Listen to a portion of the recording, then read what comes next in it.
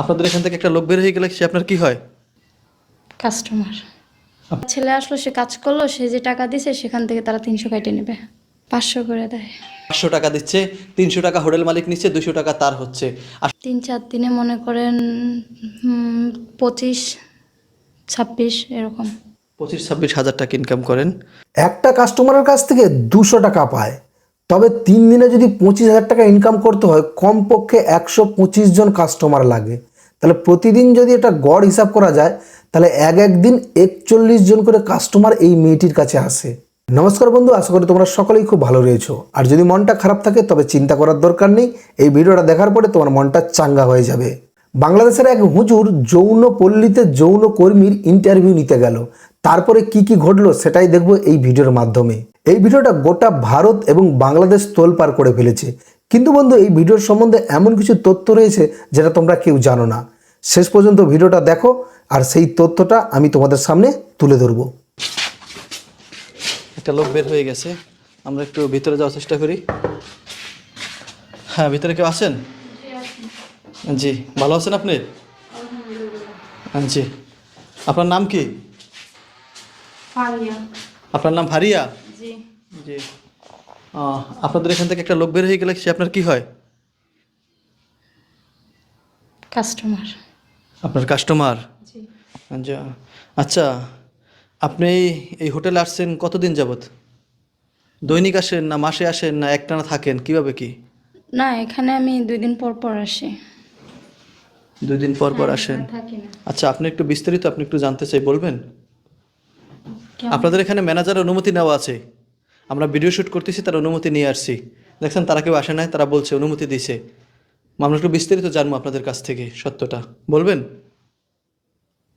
বলা তো যায়। আপনার জীবন সম্পর্কে, পার্সোনালি কিছু সম্পর্কে, আর এখানে আসা সম্পর্কে, কি পরিমাণে এখনো মানুষ আসতেছে এ সম্পর্কে জানবো। ওকে। জি। আচ্ছা, আপনার নাম তো জানলাম, এখন আপনার জীবন সম্পর্কে, আপনি এই লাইনে কতদিন যাবত আছেন? আমি এই লাইনে প্রায় 1.5 বছর হয়ে যাচ্ছে, বর্তমানে আছি। 1.5 বছর। আচ্ছা, এই কাজটা থেকে ফিরে আসা যায় না? আমার মনে হয় না যে আমি এই কাজ থেকে আর ফিরতে পারবো, কারণ যদি কেউ আপনাকে সুযোগ দেয় এই কাজ থেকে ফিরে আসার জন্য, বা কেউ অফার দেয়, বা কেউ আপনাকে ভালো ছেলে আপনাকে বিবাহ করে সুখী রাখতে চায়, তাহলে আপনি কি করবেন? আমাদের মতন এই সমস্ত লাইনের মেয়েদেরকে কখনো সেরকম অফার দিবে না, কিছু ক্ষণিকের জন্য আর সময়ের জন্য, যেটা বাস্তব। কেউ কি আপনার জীবনে কখনো কি এরকমের কোনো অফার দিছিল, বা কেউ কি আপনাকে কোনো সরল পথ দেখাইছিল যে এই পথটা ভালো, এই পথে গেলে তোমার জীবন ভালো হবে, বা এই পথটা খারাপ, এটা ছেড়ে আসো, বা আমি তোমাকে বিবাহ করবো, এরকম কথা কেউ বলছিল? বলছে তো অনেকে, কিন্তু আমি অ্যাকসেপ্ট করিনি, কারণ আমি বিশ্বাস করি না। কারণ মানুষটা আমার কাছে আসছে, সে দেখছে আমি এগুলি করি, সে দেখে শুনে কখনো আমাকে গ্রহণ করতো না।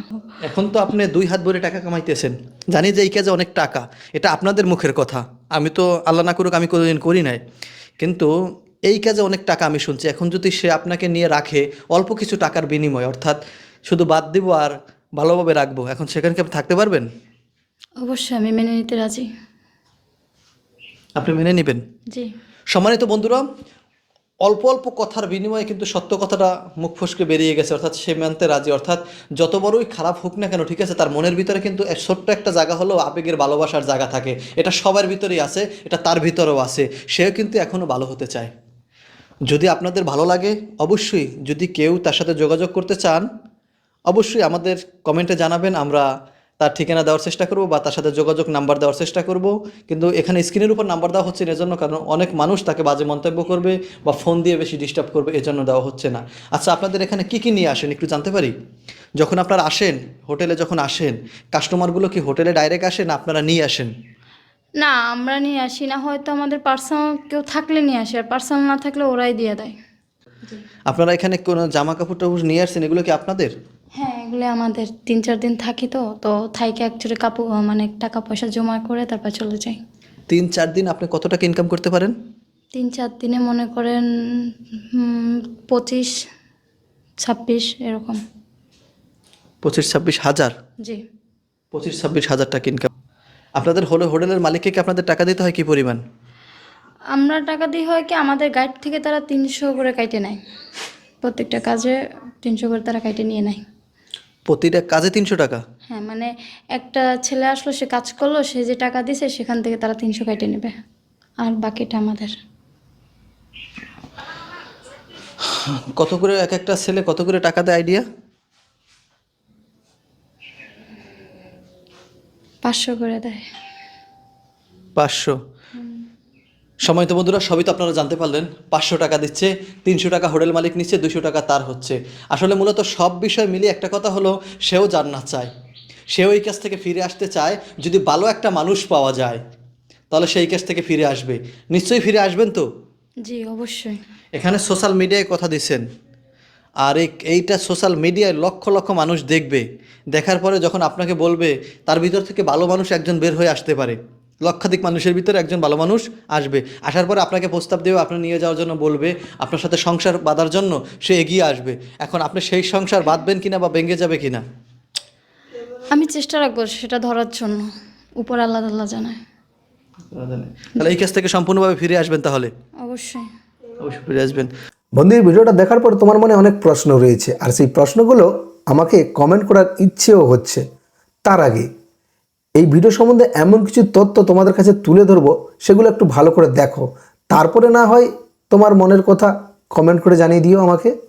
1 নম্বর তথ্য, এটা আমার নিজের, আর 2 নম্বরটা অন্য কারোর, সেটা একটু পরে দেখাবো। ভালো করে দেখুন আর শুনুন এখানে কি বলছে। 3-4 দিনে মনে করেন 25-26 এরকম 500 করে দেয়। 500 টাকা দিচ্ছে, 300 টাকা হোটেল মালিক নিচ্ছে, 200 টাকা তার হচ্ছে। 25 থেকে 26,000 টাকা বলছে। 26 বাদ দিলাম, 25 ধরলাম। আর হচ্ছে 3 থেকে 4 দিন বলছে, 4 দিন বাদ দিলাম, 3 দিন ধরলাম। এইবার একটা ক্যালকুলেটর লাগবে হিসাব করার জন্য, ভালো করে হিসাবটা দেখে নাও। একটা কাস্টমার কাছ থেকে 200 টাকা পায়, তবে 25,000 টাকা ইনকাম করতে গেলে কমপক্ষে 125 জন কাস্টমারের প্রয়োজন।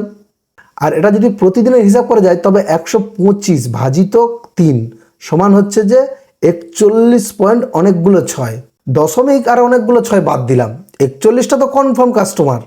একটা MBBS পাসের ডাক্তারের কাছে এত পেশেন্ট হয় না, এই মেয়েটির কাছে 41 জন প্রতিদিন আসে। ভেবে দেখুন, এটা তো আমার তথ্য ছিল। এইবার 2 নম্বর তথ্যটা একটু ভালো করে শুনুন। এই লোকটি হুজুর নয়, এই লোকটি কোনো আলেম নয়, লোকটি কওমি মাদ্রাসার লিবাস ধরেছে বা হুজুরের লিবাস ধরছে, মাথায় টুপি আছে, গায়ে পাঞ্জামি আছে, মুখে দাড়ি আছে, কিন্তু তিনি ডলার কামানোর জন্য, তিনি ইনকাম করার জন্য, নেটের মাধ্যমে তিনি আয় করার জন্য মেয়ে মানুষকে সাজিয়ে আনছে সামনে, এবং নাটক, এটাকে বলা হয় এক পর্যায়ের শুটিং। ঠিক আছে, এই শুটিংটা ভিডিও করে মানে এমনভাবে প্রমোট করছে মনে হচ্ছে যে বাস্তব। এই যে জনতা টিভি বা যাই হোক, একজন হুজুর হোটেলের মেয়েদের কাছে গিয়ে এটা ভিডিও করছে, এটা জঘন্য কাজ তিনি করছে, তাকে আইনের আওতায় আনা উচিত। তিনি গুমরা হয়ে গেছে, তিনি গুমরা, তার তো দলিল নাই যে সে একজন আলেম মৌলানা, এরকম কোনো আমরা জানি নাই। হ্যাঁ, টুপি পরছে, পাগড়ি পরছে, এরপরে জুব্বা আছে গায়ে, হলেই তিনি একজন মৌলবী হয়ে গেছে না। শয়তান যখন মানুষের কাছে আসে, টুপি পাগড়ি লাগায় কিন্তু মানুষকে ধোঁকা দিতে আসে। ঠিক আছে, বুঝতে হবে। আর জনতা যেখানে পাবেন তাকে কিন্তু আপনারা সাইজ করবেন, এটা আপনাদের কাছে আবেদন। বন্ধু, আমার মতে এটা একটি ফেক ভিডিও। তোমার কি মতামত এখনই আমায় কমেন্ট করে জানিয়ে দিও। আর একটু কষ্ট করে প্লিজ বন্ধু, ভিডিওতে একটা লাইক, আর নতুন হয়ে থাকলে চ্যানেলটা সাবস্ক্রাইব করে দিও। আর তুমি যদি যৌনকর্মীর সাথে এই হুজুরের পুরো ভিডিওটা দেখতে চাও, তবে ডিসক্রিপশনে লিঙ্ক দেওয়া রয়েছে, সেখানে গিয়ে দেখে আসতে পারো। আজ তবে এই পর্যন্ত, আবারও দেখা হবে অন্য কোনো ভিডিওর মাধ্যমে। এখন জানাই টাটা, তোমরা সকলে ভালো থেকো।